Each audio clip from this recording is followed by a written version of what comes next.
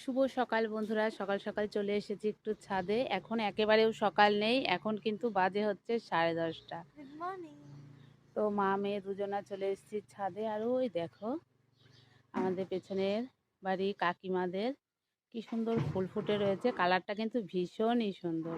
এখানে কতটা বোঝা যাচ্ছে জানি না। ওই দেখো কাকিমাদের এই শীতে কিন্তু বেশ ভালোই বাগান করে, অবশ্য মালি আছে কাকিমাদের।